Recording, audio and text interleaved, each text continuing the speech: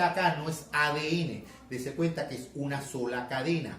Esto que está acá es ARN. Y el ARN está formado por bases nitrogenadas. Ustedes se van a estudiar cuáles son esas bases nitrogenadas. Va a tener un azúcar que no va a ser desoxirribosa, sino que va a ser otra azúcar que la van a estudiar, y por un grupo fosfato. También va a tener un electrón libre 3' y un electrón libre 5'. Es muy importante que ustedes recuerden algo que vieron en biología celular y que es el dogma central de la biología molecular, que dice que la información genética siempre viaja en un solo sentido, de ADN a ARN y de ARN a proteínas. Que el ADN va a sufrir un proceso que se llama duplicación o síntesis de ADN, que el ADN sirve de molde para formar ARN en un proceso que se llama transcripción, y que el ARN va a servir para formar proteínas en un proceso que se llama traducción. Y se llama traducción porque el ribosoma va a traducir, a cambiar del idioma de los nucleótidos al idioma de los aminoácidos, que es el idioma en el que están conformadas las proteínas. Y vamos a dar un breve repaso de eso. Primero vamos a ver la duplicación o replicación del ADN o síntesis del ADN. Deben recordar, porque este es un proceso eminentemente lógico, que el ADN ya dijimos que está estructurado por una doble cadena y que esa doble cadena va a estar unida a puentes de hidrógeno. La replicación debe cumplir una serie de condiciones. ¿Cuáles son esas condiciones? En primer lugar, que siempre va en un mismo sentido, o sea, en sentido 5', 3'. Entonces, pero si va en sentido 5', 3', va a utilizar como molde una cadena que está 3', 5'. Es el primer precepto. El segundo precepto es que la replicación por sí misma, o el ADN que utiliza la ADN polimerasa, no puede comenzar por sí misma el proceso de replicación, necesita una ayuda, y esa ayuda se la da otra enzima que es una ARN polimerasa, que ya veremos cómo se llama. Entonces, la ADN polimerasa por sí sola no puede comenzar el proceso replicativo. Y por último, es que es semiconservativa. ¿Qué quiere decir eso?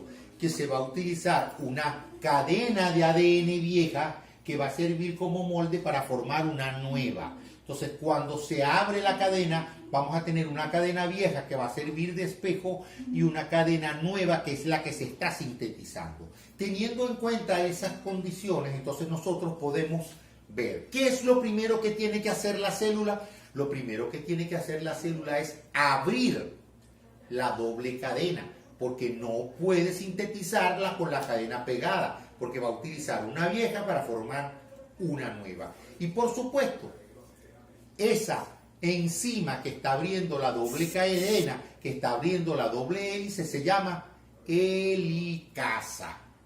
Helicasa. Ahora, la doble cadena por sí misma tiene esa tendencia a unirse porque está hecha por complementariedad. La guanina siempre va a pegarse con la citosina y la adenina con la timina. Entonces ellas tienden a pegarse. ¿Qué hace la célula? Utiliza unas proteínas para fijar la cadena y que no se vuelvan a unir, que son las SSBP, que son proteínas que se unen a la cadena sencilla por sus siglas en inglés. Estas proteínas que se unen a la cadena sencilla las van a anclar y van a impedir que ellas se vuelvan a unir. Pero si usted tiene una hélice que está unida, ¿verdad?, formando como si fueran unas trenzas, y yo agarro la punta y la halo, se va a formar un nudo arriba.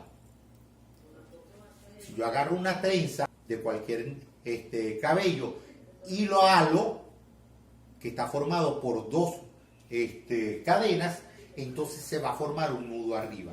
Allí actúan otras proteínas que van a impedir que eso ocurra,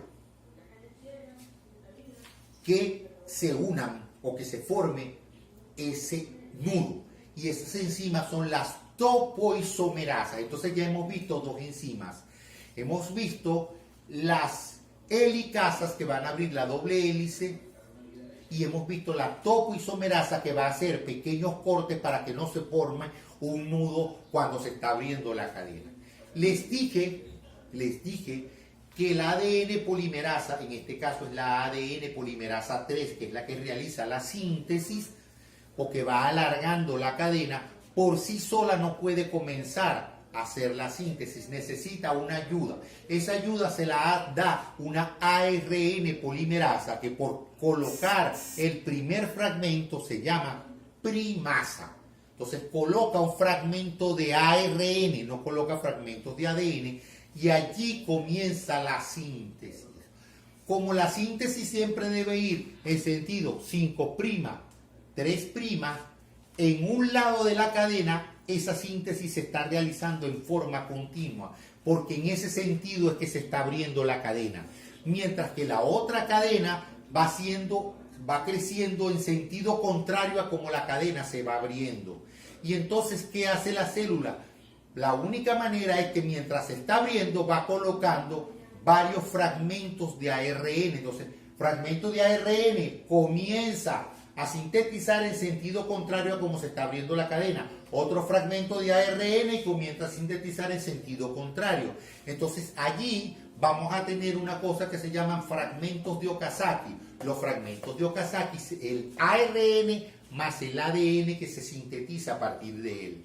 La cadena en la cual la síntesis se realiza en forma directa, en forma continua, es la llamada cadena líder, y la otra cadena en la cual se está sintetizando en sentido contrario a como se está abriendo la cadena es la llamada cadena retrasada. Entonces ahí sí puede seguir actuando la ADN polimerasa 3, que está colocando pequeños fragmentos de ADN, o mejor dicho, va haciendo por complementariedad el crecimiento. Si está una guanina, coloca citosina. Si está una guanina en la cadena vieja, coloca citosina en la cadena nueva. Si está una timina en la cadena vieja, coloca adenina en la cadena nueva. Y así sucesivamente. Y lo mismo ocurre en la cadena retrasada. Posteriormente, cuando ya se ha sintetizado todo, actúa una ADN polimerasa 1. Esa ADN polimerasa 1 elimina los fragmentos de ARN y coloca fragmentos de ADN, o sea que tiene actividad endonucleasa porque está eliminando, está colocando ADN, pero tiene capacidad exonucleasa porque está eliminando fragmentos de ARN. Lo coloca. Posteriormente viene nuevamente la ADN polimerasa 3, porque esto está sujeto a errores. Y esa ADN polimerasa 3 hace lo que se llama una corrección de prueba. Viene nuevamente la ADN polimerasa 3 revisando a ver si hay un error. Si hay un error, produce un corte, exonucleasa y coloca ADN nuevo, endonucleasa. Finalmente, cuando todo eso concluye, hay pedacitos que están separados porque han ocurrido los cortes. Y ahí actúa finalmente otra enzima que es la ligasa, y se llama ligasa porque va a unir, va a ligar con en este caso enlaces covalentes, fosfodiéster, entre un nucleótido y otro nucleótido. Y entonces así finalmente se concluye toda la cadena. Esta cadena es plana, entonces para que obtenga esa forma en espiral actúa otra topoisomerasa diferente a la que realiza los cortes para que se produzca la forma de hélice de la cadena de ADN, terminando completamente el proceso de replicación. Dese cuenta que es un proceso sencillo y que cumple ciertos preceptos de lógica. Si ustedes aplican la lógica, van a saber cómo ocurre ese proceso de replicación. Lo repetimos. Entonces, inicialmente actúa la helicasa rompe los puentes de hidrógeno, entonces vamos a tener las dos cadenas viejas separadas. Ahí actúan las SSBP proteínas que se unen a las cadenas sencillas, produciendo el anclaje para que no se vuelvan a unir. Posteriormente a eso actúa una topoisomerasa, impidiendo que se forme un superenrollamiento o un nudo mientras se va abriendo la cadena. En ese momento ya el siguiente paso es para que actúe la primasa y coloque un pequeño fragmento de ARN. Posteriormente actúa la ADN polimerasa 3 haciendo una síntesis por complementariedad. Si en la cadena vieja hay adenina, coloca timina. Si hay citosina, coloca guanina, y así sucesivamente.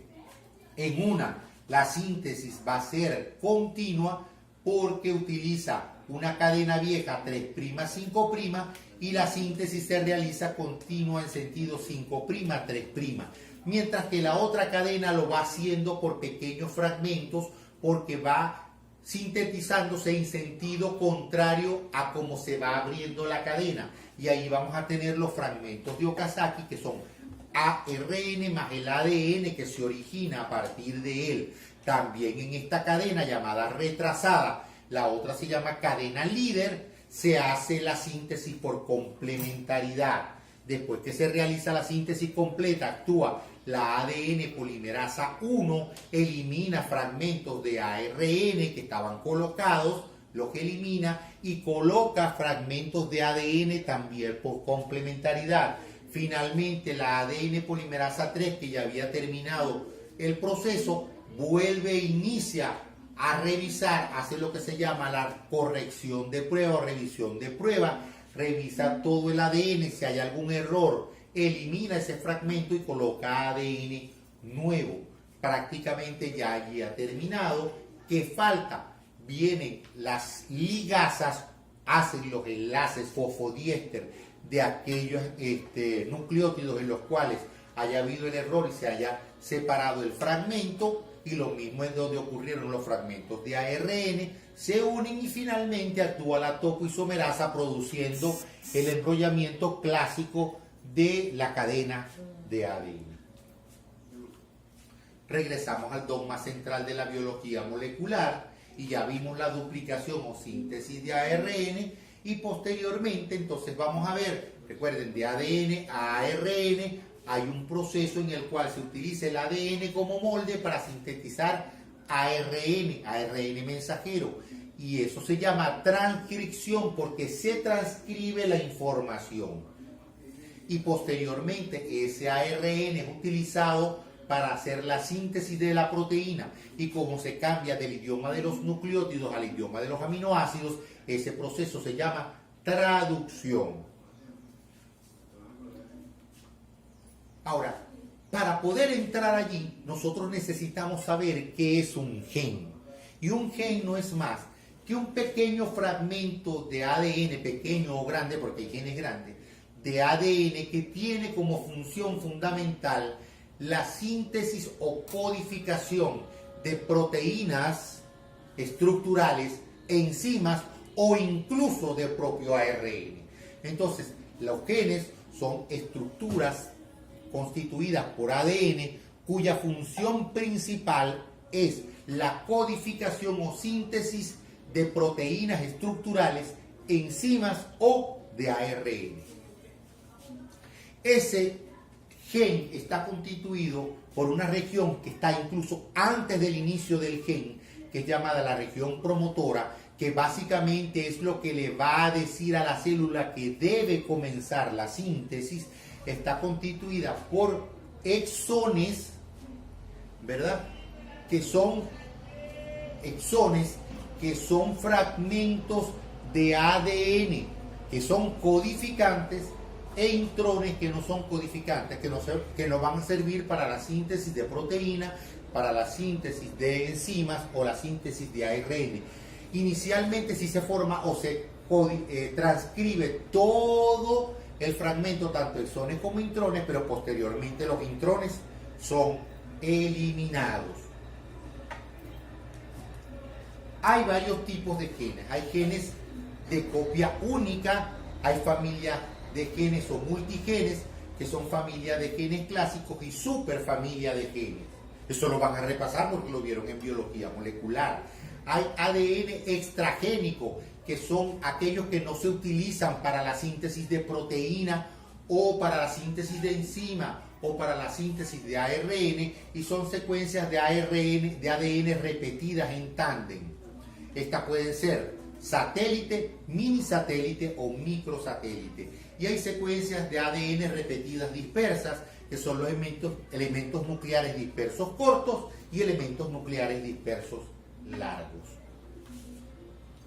Deben ustedes repasar de sus libros de biología celular la transcripción, que recuerde que tienen 3 fases: el inicio, la elongación y la terminación.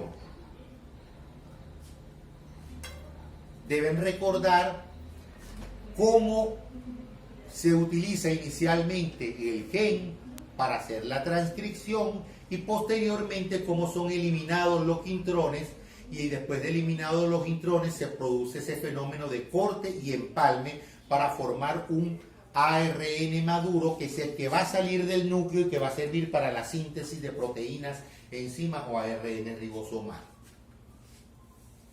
Deben recordar ahora sí que el protagonista de la síntesis de las proteínas, porque es el siguiente paso, que es el de traducción, es un ARN, que es el ARN de transferencia, que es el que lleva los nucleótidos por complementariedad al ribosoma para que se forme la proteína propiamente o el polipéptido. Esa síntesis de proteínas también tiene un inicio, tiene una elongación y tiene una terminación. Y recuerden que ese proceso se llama traducción, porque se utiliza los nucleótidos y se traducen a otro idioma, que es el idioma de los aminoácidos, que es el que utiliza las proteínas. Van a repasar el proceso de iniciación, cómo se unen las dos subunidades del ribosoma a el ARN maduro y cómo viene el primer ARN de transferencia, que siempre tiene formilmetionina. Van a repasar el proceso de elongación, cómo se agrega cada uno de los aminoácidos, cómo pasa cuando ya se está formando el péptido, esa unión de aminoácidos al siguiente ARN de transferencia, cómo se produce el gasto de energía a través de el paso del péptido al otro a través de la peptidiltransferasa, y cómo entonces se mueve el ribosoma al siguiente ARN de transferencia a través de la translocasa, y cómo se producen, por supuesto, gastos de energía en ese proceso. Y por supuesto van a repasar el fenómeno de terminación, y que existen, ya en este caso no ARN de transferencia, sino factores de terminación que no van a llevar ningún nucleótido, y finalmente queda el polipéptido libre para que la célula lo pueda utilizar en el sitio en el que le corresponde. Entonces es supremamente importante que ustedes tengan en consideración esto que está aquí, que es lo que se conoce como el código genético. Y el código genético lo que dice es que existen tripletas de codones, o los codones, que son tripletas de ADN, que no van a codificar, o que van a codificar para varias aminoácidos. Y esto tiene que ver porque esos aminoácidos son los que más se utilizan, o los que más se utilizan en la síntesis de las proteínas. Entonces son mecanismos regulatorios. Antes se decía que el código genético era degenerado. ¿Por qué? Porque no todas las tripletas de nucleótidos de ARN iban a llevar un aminoácido diferente. Pero ya actualmente ese término se ha eliminado, simplemente para decir que son mecanismos regulatorios que tiene la célula. Porque si se produce, por ejemplo, un cambio en el ADN, que en este caso aquí era guanina, timina, queda citosina, titosina, uracilo. Entonces, si se cambia a guanina, guanina, guanina, ocurre exactamente lo mismo porque vamos a llevar prolina. Y dése cuenta que también hay codones de parada o codones de terminación.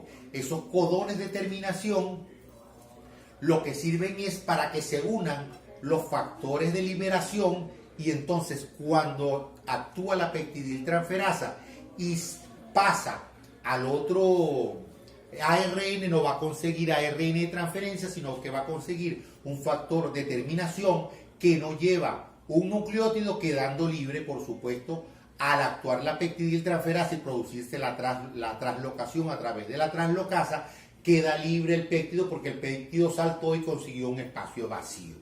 Y son los codones de terminación o codones de parada. Ya con esto prácticamente se termina la clase. Para que se den cuenta que simplemente concluimos y nos vemos en la segunda parte. La fotografía anterior es exactamente igual a esta fotografía. 3 personas mayores de 50 años vestidos con trajes elegantes.